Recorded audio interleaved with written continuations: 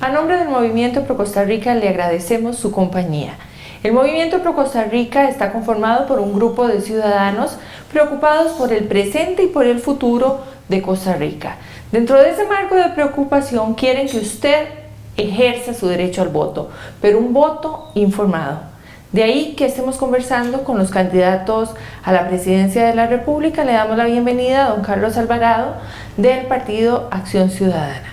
Don Carlos, empecemos por la base de la familia. Por la familia, que es la base de la sociedad, más bien. Sabemos que autoridades nacionales e internacionales están señalando la violencia infantil como una epidemia. ¿Qué podemos hacer para disminuir esa situación, para que los hogares, las escuelas y la comunidad sea más seguro para la niñez? Bueno, muchísimas gracias por la oportunidad y también por poder llegar al movimiento y a las personas que lo conforman y además personas de la ciudadanía. Las familias son una preocupación grande y lo es en mi caso. Yo como padre de familia, esposo, tengo un hijo de 4 años y 3 meses y siento una gran preocupación por el futuro, además porque el contexto en que estamos es un contexto que está cambiando muy rápidamente. En el tema de la violencia, en cuanto a la niñez, varios puntos importantísimos. Uno, materia educativa. En la educación tenemos la herramienta para mejorar muchísimo de los elementos de la convivencia en sociedad. La mejora de la calidad de la educación, su cobertura y la inclusión educativa son objetivos que beneficiarán en ese ámbito particular. También el tema del cuidado y el desarrollo integral de la niñez. Hoy en Costa Rica tenemos una red de cuidado que llega a unos 40,000 niños y niñas, pero necesitamos llegar a muchas más personas y a muchos más menores. Tiene muchos beneficios también. El beneficio no solo para el niño o la niña en su desarrollo integral, que tenga una buena nutrición, un buen desarrollo cognitivo, un buen relacionamiento, sino que también ayuda a la familia, por ejemplo, en el contexto de que sus padres puedan estar trabajando, apoyando al hogar, sabiendo que el niño está o la niña está bien cuidada. Mi plan de gobierno plantea duplicar la cobertura en red de cuidado para la niñez, haciéndola accesible no solo a los grupos más vulnerables, sino también a la clase media, en una modalidad de copago. Ahí hay una segunda acción, una mejora en la calidad de educación y también la materia de cuidado. Se lo digo como un tema personal. Yo, en mi trabajo, aún siendo ministro, yo me proponía al menos 1 o 2 veces a la semana recoger a mi hijo de la guardería. Y yo sé lo importante que se vuelve también con las presas, por ejemplo, esa angustia que siente uno que va a llegar tarde y que le van a cerrar. Yo sé que eso lo viven muchísimos costarricenses hoy, esa angustia. Por eso es tan importante para nuestras familias. Y 3, una profundización y un fomento de algo que hemos ido perdiendo, que es la cultura del respeto y del diálogo. En nuestro país estamos entrando en un tema de que nos gusta etiquetar y descalificar a los otros, pero no estamos teniendo las conversaciones al nivel de altura y de diálogo y respeto que requerimos. Un último punto en caso de la niñez que me desearía agregar, todos los temas que tienen que ver con bullying, pero con cyberbullying. Tenemos que proteger a nuestra niñez en el caso de uso de redes sociales. No es recomendable que nuestros niños, sobre todo más pequeños, estén en redes sociales. Los exponemos a muchísimos riesgos como el bullying o otros aún peores. Entonces también en ese sentido tenemos que educar a las familias para proteger a nuestra niñez. Don Carlos, algunos expertos dicen que si hay familias violentas, es probable que haya una sociedad violenta. Por eso entramos en materia de seguridad. Estas preguntas las han hecho especialistas y citan: las autoridades de seguridad de Costa Rica justifican el crecimiento de la violencia en el país por la presencia de crimen organizado y narcotráfico. Sin embargo, los países de la región Centroamérica, incluidos los más violentos del Triángulo del Norte, han venido disminuyendo sus tasas de delitos, especialmente la tasa de homicidios, al mismo tiempo que Costa Rica va en sentido contrario. ¿Usted apoya esa apreciación? ¿Y qué habremos hecho o qué plantea para luchar también con el crimen organizado y el narcotráfico? Yo planteo 2 rutas muy específicas. Una, en efecto, hay que golpear al crimen organizado, hay que golpear al narcotráfico y a la legitimación de capitales, en varios sentidos. Uno es el territorial. hay mucha presencia de crimen organizado que domina territorios, por ejemplo, para el narcotráfico en menudeo, y tenemos que recuperar esos espacios, y eso en trabajo del gobierno central con la policía y con los gobiernos municipales. Se ha demostrado en experiencias de Colombia y de otros países, y ahora en Costa Rica, que tenemos que hacer es trabajar con los municipios, recuperando áreas verdes, eliminando zonas de búnker, iluminando otras zonas, porque ahí es donde ocurren muchísimos de estos delitos. Eso es una acción concreta. Todo lo que es fortalecimiento de nuestros cuerpos policiales es algo que el próximo gobierno tendrá que empujar, además porque estarán ingresando los recursos del impuesto específico de la Ley de Sociedades para fortalecer a la policía. Ahí espero que tengamos mucha mejora para reducir esa criminalidad. Pero otro factor es que muchos o si no, la gran mayoría de esos homicidios, de ese incremento, se da en un segmento particular de la población y la mayoría son a partir de ajustes de cuentas por choques de bandas. Eso es el principal causante de ese incremento. Tiene que ver con hombres jóvenes de baja escolaridad. Y ese perfil también es el principal perfil de las personas que están ingresando a nuestras cárceles, hombres jóvenes de baja escolaridad. Lo que además de todo este trabajo de recuperar el terreno, de golpear el narcotráfico, de golpearlo en sus capitales, y por eso la ley de extensión de dominio tiene que ir aparejado para ir a la raíz, es al tema de la prevención y las oportunidades. Y aquí volvemos a la escolaridad. Nosotros, 2 de cada 5 jóvenes que deberían estar en las aulas no están hoy en las aulas. Es decir, están con una escolaridad baja que tiene una altísima relación con el desempleo. 70% de las personas desempleadas no tienen la secundaria. Entonces, esas condiciones sociales están haciendo fácil que muchas personas ingresen a la parte delictiva. Esas medidas que usted está comentando serían las que tomaría para devolver a Costa Rica los índices anteriores de disminución de tasas de homicidios, que sí bajaron entre el 2010 y 2014, pero que según citan los especialistas, volvieron a subir precisamente en este gobierno del Partido Acción Ciudadana. Tomaríamos medidas, uno sí, en la parte de policía, en la parte de combate con el narcotráfico, en la parte que mencionaba de recuperar el terreno, y también, por ejemplo, en los temas de control de armas. Hay que ver que esos homicidios mayoritariamente se hacen con armas de fuego, mayoritariamente también con portación ilegal. Hay que hacer una tarea fuerte en ese sentido. Pero en la raíz también está el tema de las oportunidades, el tema de la desigualdad, el tema de la educación, el tema de generar empleo con un enfoque territorial. La mayor parte del empleo lo está generando Costa Rica en el centro, y muchísimas personas están teniendo que emigrar para estudiar o para trabajar. Entonces son 2 líneas de acción. Una en la parte de combate directo del crimen organizado, y otra en generar la prevención y las condiciones sociales para reducir todos esos indicadores que son los que derivan en esta criminalidad. En relación con la población carcelaria, ¿usted continuará la política penitenciaria del gobierno de don Luis Guillermo Solís?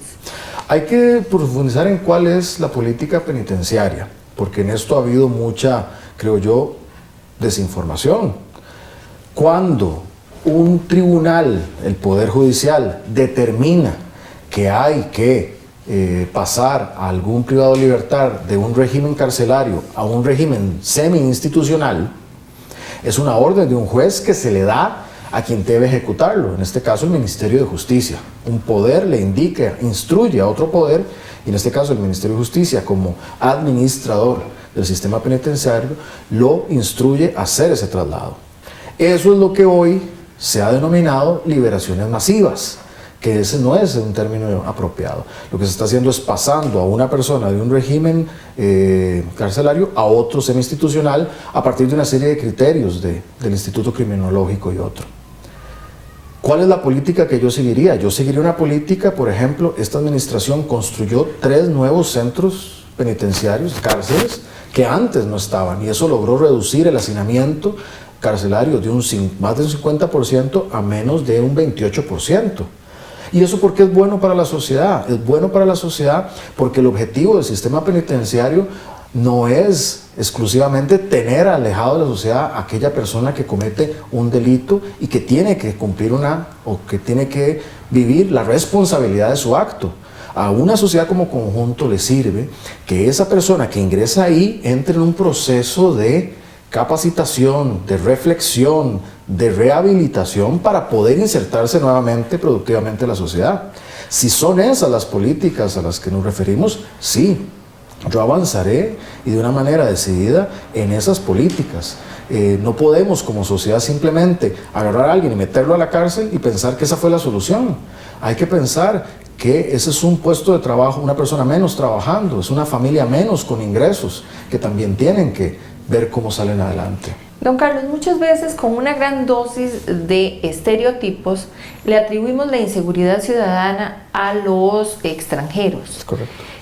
Sin caer en xenofobias, ¿usted haría algún cambio a la política migratoria? Tenemos que reforzar nuestros sistemas migratorios y todo lo que es control de fronteras, también la parte de inteligencia. Y esto porque es una materia delicada. Hay que hacer un buen balance.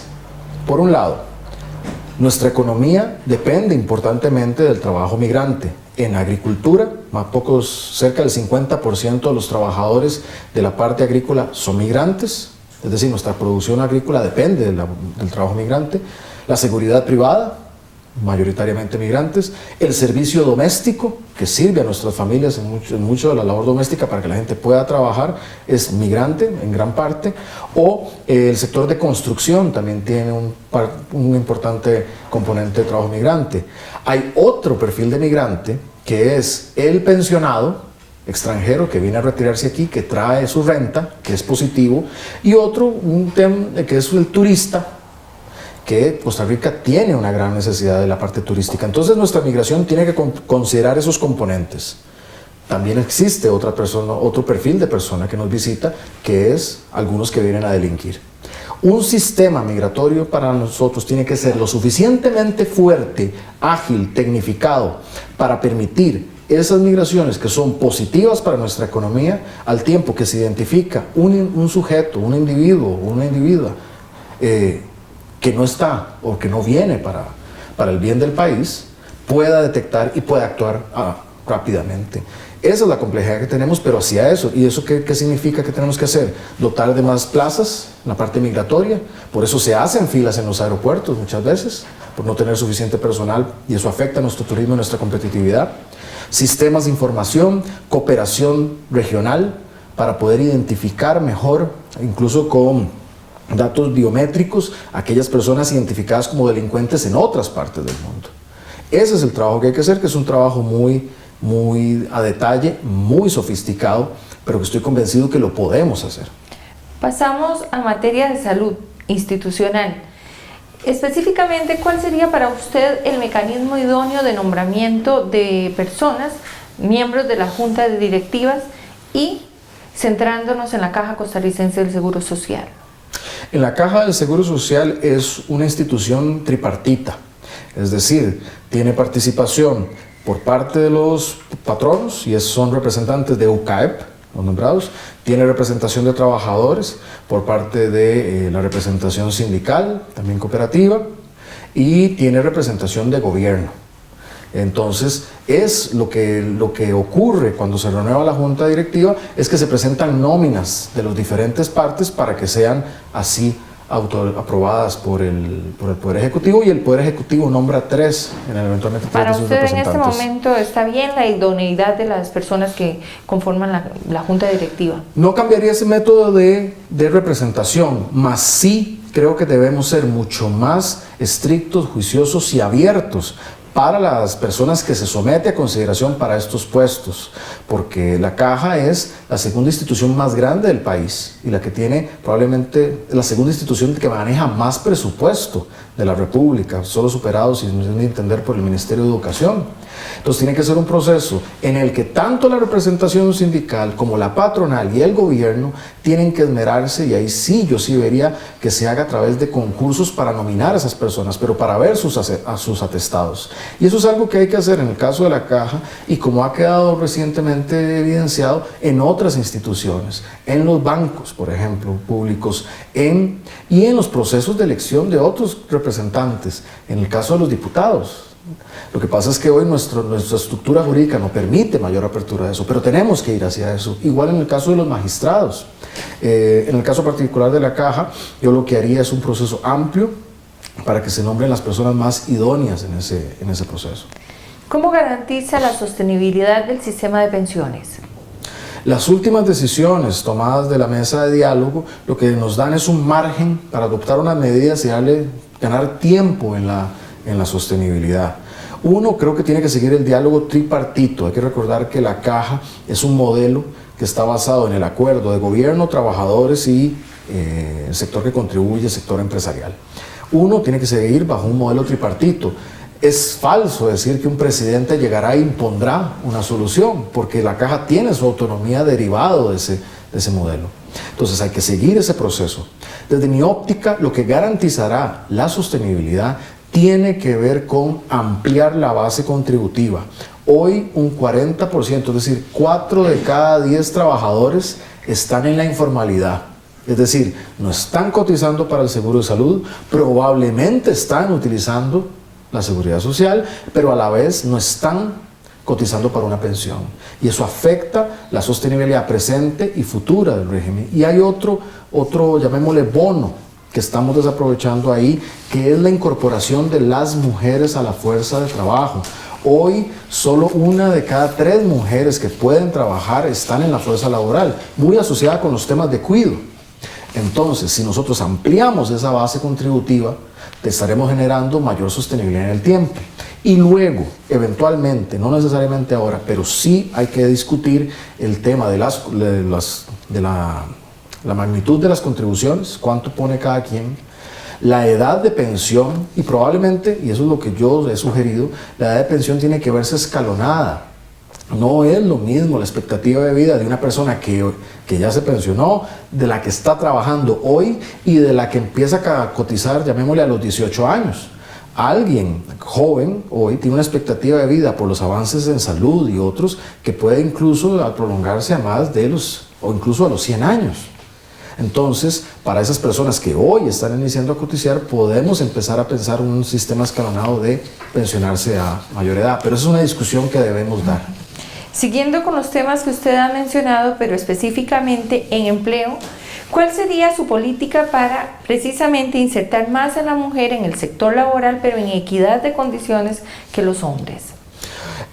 Una tiene que ser la política educativa. Es importantísimo porque la educación está siendo el factor principal que está mejorando la empleabilidad de las personas. Entonces, la inclusión, permanencia de las niñas en el sistema educativo, las adolescentes, es clave. 2, lo que mencioné, la política de cuidado. La mayor cantidad de personas que desean trabajar, el 99% de las personas que desean trabajar, pero no lo hacen por una responsabilidad de cuidado, son mujeres. Es decir, nuestra sociedad ha delegado a las mujeres la responsabilidad del cuidado. Ampliar las posibilidades de cuidado para niños, para adultos mayores o para personas con discapacidad permitirá más incorporación de las mujeres en el mercado laboral. Para hacerlo con equidad, hay al menos 2 medidas. 1, profundizar en la inspección laboral que maneja el Ministerio de Trabajo, que este sea un elemento que sea sujeto de esa inspección. Y eso me correspondió como ministro de Trabajo implementar una guía para los inspectores en conjunto con el INAMU para determinar esto. Y uno se sorprendería la cantidad de lugares donde por un mismo trabajo se le paga más a un hombre que a una mujer. Y eso la inspección de trabajo lo puede señalar y eso debe ser modificado. Esa, digamos, sería la parte más de la política en garrote, pero también hay una política en zanahoria. Se desarrolló también, y eso hay que profundizarlo, una iniciativa con 50 empresas que se certificaron con igualdad real para sus trabajadoras y sus trabajadores. Es decir, estas empresas asumieron el compromiso de tener esos estándares de igualdad y que ampliemos eso, generar la conciencia y la competitividad para que las empresas asuman también esto como una política de igualdad entre hombres y mujeres. ¿Qué piensa usted de que las empresas multinacionales que requieren esquemas de flexibilidad de horarios los apliquen? ¿O cuál más bien sería su propuesta para incluir esa flexibilidad siempre respetando la legalidad? A ver, hay muchos trabajos en Costa Rica que por su naturaleza salen, digamos, o la parte empresarial, incluso la parte laboral, están buscando esquemas diferentes de horarios de trabajo, por la naturaleza de trabajo. Pero nuestra referencia sigue siendo el código de trabajo que como país tenemos. Con la reforma procesal laboral recién puesta en marcha, se abre el espacio que en el Consejo Superior de Trabajo, que es un espacio donde participan empresarios, trabajadores y gobierno, se pueda discutir por sector, porque cada sector es distinto, esos esquemas se le llama flexibilidad laboral. Yo creo que es un acuerdo para ver cuál es el mejor horario de trabajo, considerando temas de salud ocupacional, de respeto de los derechos laborales, salario y horarios. Pero sí, creo que es una discusión que como país tenemos que abrir, y abrirlo por sectores. No es lo mismo el sector de carga, el sector de los choferes, el sector de los trabajadores de oficina. Entonces es algo para lo cual es muy importante también que como sociedad dejemos los debates de etiquetas y podamos más bien hablar del meollo de las cosas. Veo esperanza de eso dialogándolo en el Consejo Superior de Trabajo. Don Carlos, ¿usted cree que Costa Rica puede llegar a ser un país bilingüe en inglés? Y si estaría en sus manos hacer algo específico, algún cambio en la educación para que se logre, y en qué plazo. Estoy convencido, Costa Rica tiene que ser un país bilingüe. Nada nos está deteniendo hoy a hacerlo. Eso es lo maravilloso, pero tenemos que hacerlo.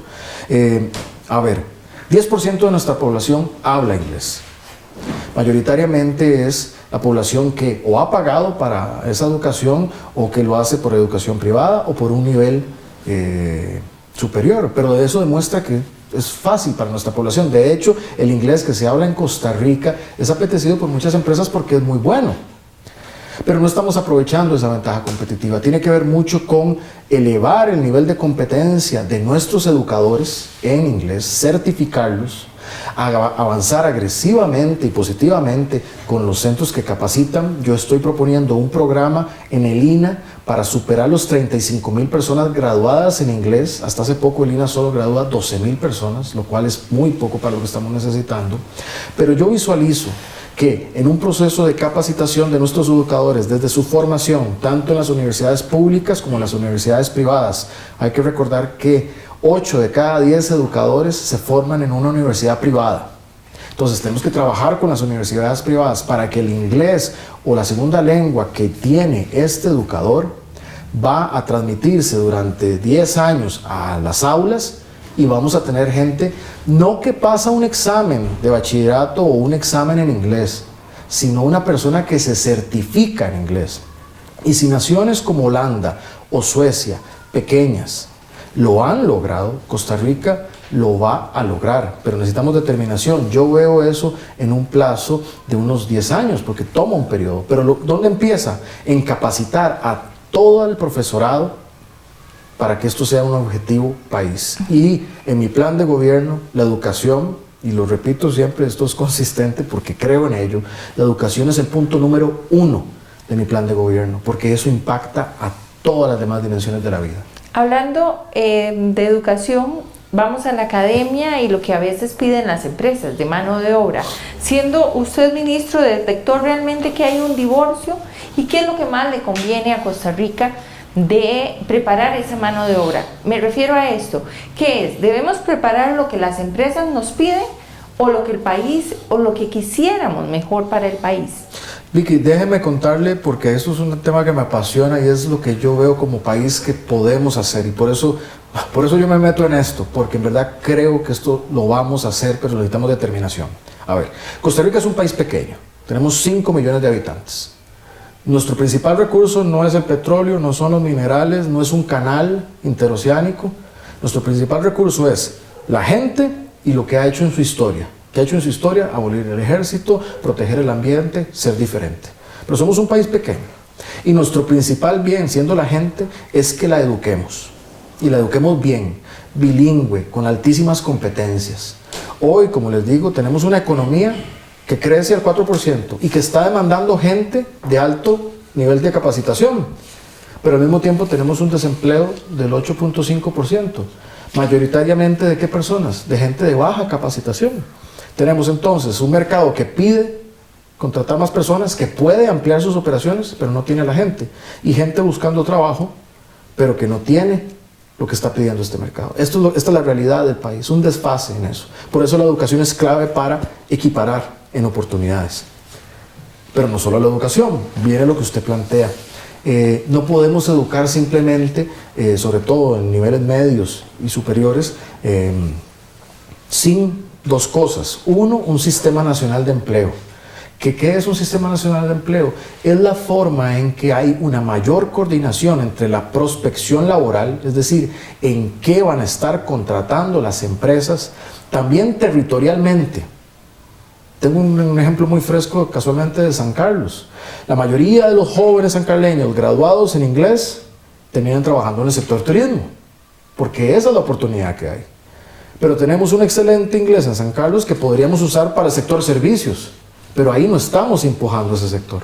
Entonces tiene que tener un componente territorial. El Sistema Nacional de Empleo tiene que hacer, es esa bisagra que genera la demanda de la política social en trabajo y la de la política económica en recurso humano.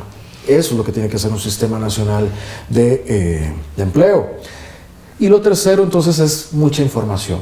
Cuando un joven, una muchacha, una persona se enfrenta a la decisión de qué formarse o en qué emprender, no solo pensando en trabajar, sino también en generar su propio trabajo, tiene que tener la información que conocemos muchos ahora también, pero en ese momento decisivo. Hoy un hombre, una mujer que estudia ciencias, que estudia matemática pura, incluso estadística, que estudia ingenierías, tiene un altísimo porcentaje de posibilidad de tener un empleo, porque eso está demandándolo el mercado. Hoy alguien como nosotros que estudia ciencias de la comunicación, periodismo, la tiene un poquito más difícil porque el mercado no está contratando en eso y no se proyecta necesariamente un cambio. Pero el momento que los jóvenes toman esa decisión, tienen que contar con esa información en las manos. Entonces, mucha educación muy buena, un Sistema Nacional de Empleo que haga ese entronque y muchísima información y prospección.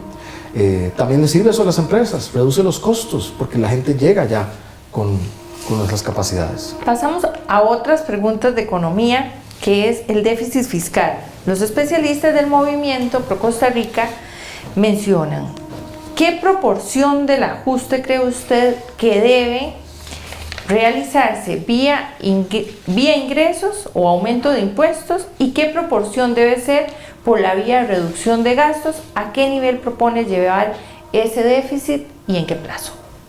El déficit va a cerrar este año por aproximadamente en un 6% del PIB.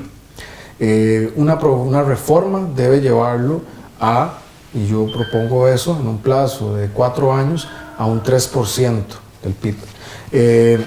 Yo visualizo que una proporción de ese ajuste tiene que venir de renta, un poco menos de un punto porcentual, de una modificación en el impuesto de la renta. ¿Y eso por qué? Para que no solo en la tasa de capital, sino que personas o grupos que hoy no están contribuyendo, contribuyan y que cada quien contribuya según su capacidad de pago. Eso es un elemento. 2, el impuesto del valor agregado es el que más va a contribuir en ese escenario, además que trae un elemento de transparencia. Nuestro impuesto de ventas es un impuesto arcaico, es del siglo... Costa Rica está muy atrás en esa materia. El impuesto de ventas viene a traer un poco más de transparencia y, aunque suene, no es popular, hay que aumentarlo al 15%. ¿Por qué? Porque somos un país que aspira a ser desarrollado. No podemos querer ser un país desarrollado cobrando impuestos como si fuéramos un país subdesarrollado. Es parte del endeudamiento que tenemos por eso. Y en la parte del gasto, que es una parte clave, también tenemos que ver elementos que son realistas. 95% de nuestro gasto es inflexible, mayoritariamente está en leyes de la República que asignan presupuestariamente destinos específicos. Hay un proyecto para modificar esos destinos específicos que nos ayudaría a reducir parte de ese gasto. Pero otra parte de nuestro gasto son los intereses de esa deuda. Es decir, hay que pagar eso. No es como que podamos, y eso nos deja un margen chico del 5%. ¿Qué es lo que nosotros tenemos que hacer en materia de gasto? Mi propuesta es, nosotros necesitamos hacer un gasto eficiente. Un gasto eficiente donde como sociedad recibamos lo que queremos de nuestros impuestos en carreteras, en seguridad, en educación. Eso es lo que quieren los costarricenses. El problema central de los impuestos es confianza. ¿Por qué? Porque la gente dice, yo voy a pagar más, pero no voy a recibir mejores cosas. No creo que va a pasar eso. Por eso, cualquier reforma en materia fiscal tiene que estar no confundida, pero sí paralela a una reforma del empleo público. ¿Para qué? Para hacerlo eficiente, para que nosotros como sociedad recibamos más de aquello por lo que pagamos. ¿Consideraría usted que la política salarial del gobierno es uno de esos gastos fijos o realmente hay algo que se puede hacer para reformarla?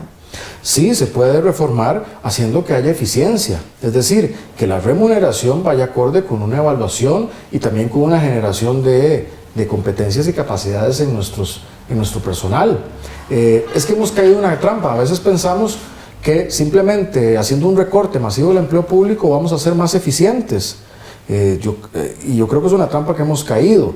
Si nosotros entramos a hacer nada más, a tocar las remuneraciones para recortarlas, uno, eso no va a resolver el déficit fiscal, como se ha demostrado. Dos, eso no va a hacer a los empleados públicos más eficientes. No vamos a recibir como sociedad más por aquello que estamos pagando. Más bien, incluso podemos que nos vaya peor todavía.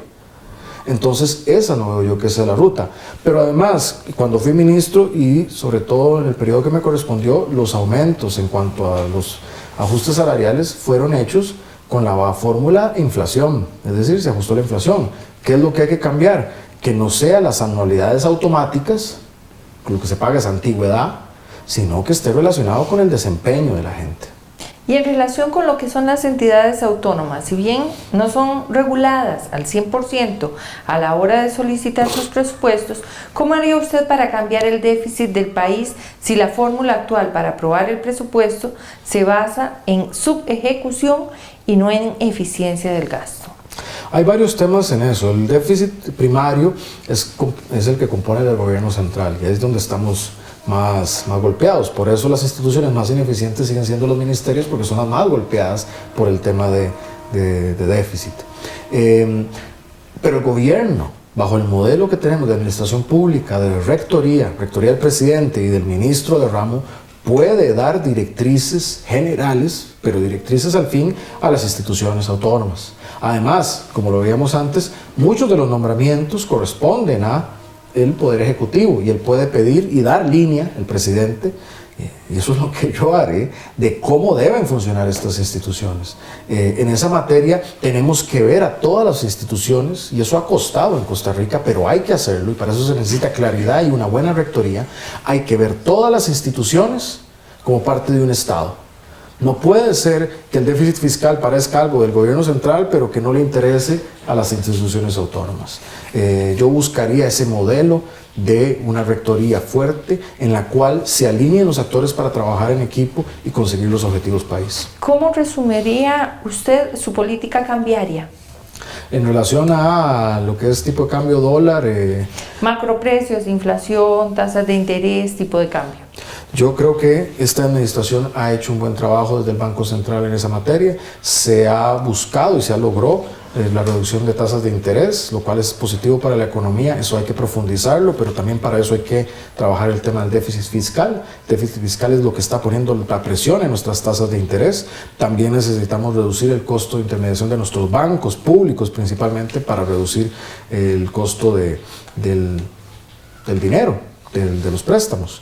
Necesitamos seguir la tendencia, como se ha hecho positivamente, de bajar la dolarización de nuestra economía. Tenemos muchas personas endeudadas en dólares, ganando en colones, con muchísima vulnerabilidad. Creo que en relación a al tipo de cambio se ha manejado de manera oportuna, igual que la inflación. Tanto así que los números lo demuestran. Se ha defendido el poder adquisitivo de las personas. Las personas hoy, si bien nominalmente, como tenemos... si le quitáramos varios ceros a nuestros miles, lo veríamos con una manera más clara, pero se ha defendido el poder adquisitivo de nuestro país. Yo creo que nuestra mejor forma para ser competitivos está en una estabilidad macroeconómica, pero en innovación y valor agregado. Ahí es donde tenemos que buscar la ventaja competitiva. Finalizamos con infraestructura. ¿Cuál es su proyecto estrella para mitigar el embotellamiento en la GAM? Tenemos que hacer al menos 3 cosas. la fundamental, la construcción del tren eléctrico interurbano en viaducto, lo que se diseñó en esta administración, que es usar el derecho de vía existente, elevar un viaducto para que el tren corra, así no choca, la gente no lo choca, así puede tener las dos vías y tiene muchos beneficios derivados. Esto ya tiene la demanda de pasajeros. Si hoy el tren tiene 30.000 pasajeros, se estima que la demanda de un tren eléctrico interurbano sería de 300.000 pasajeros al día. Esos son accesos entre las ciudades que estaríamos reduciendo y podríamos durar desde Alajuela hasta Cartago 1 hora en ese transporte, lo más.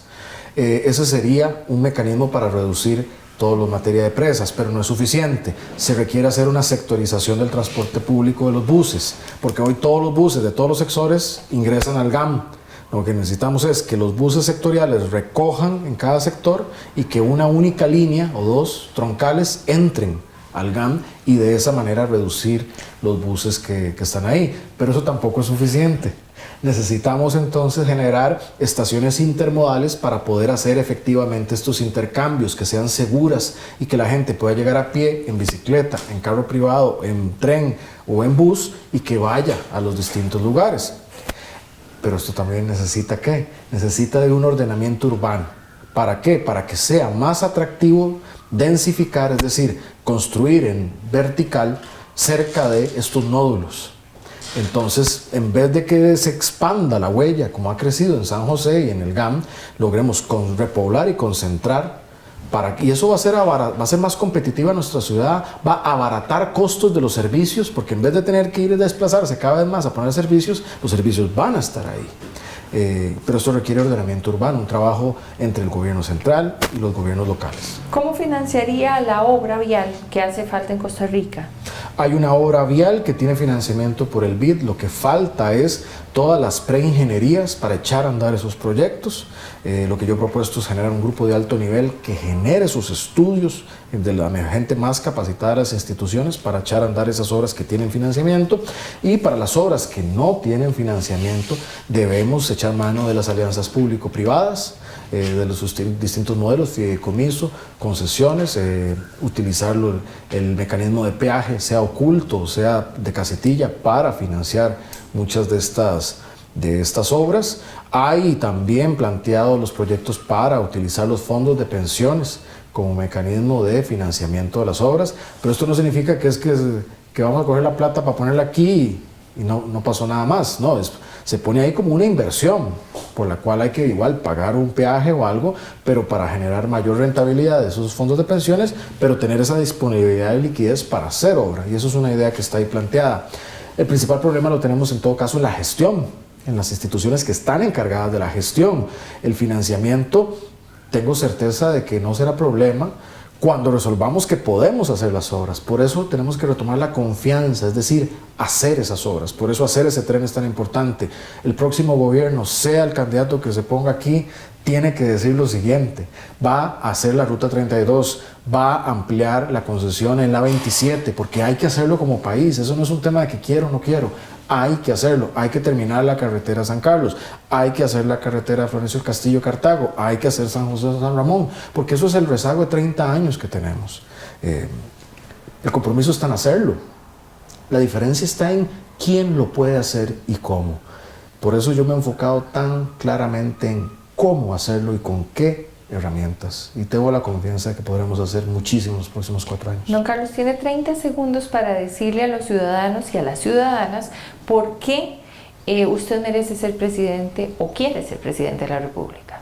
Creo que más que merecer o querer es porque Costa Rica puede, ser un país desarrollado, pero para eso necesitamos arrollarnos las mangas y trabajar mucho. Y yo creo que también es la hora de que una generación asuma las riendas de este país, no las mismas personas que durante los últimos 30 años han ya estado en el poder, sino gente que quiera que Costa Rica sea un país líder en educación, un país que ya no usa plásticos de desecho, sino que es un país moderno, un país que es bilingüe, un país que tiene vehículos eléctricos, un país con un transporte moderno del siglo XXI, un país con mayor igualdad entre hombres y mujeres. Ese país es posible tenerlo, pero para ello hay que trabajar mucho y para ello hay que estar dispuesto a trabajar por Costa Rica. Por eso estoy acá, por ese sueño es que estoy acá. Bueno, muchas gracias a don Carlos Alvarado por su tiempo y a usted le invitamos para que nos siga en Facebook, Movimiento Pro Costa Rica.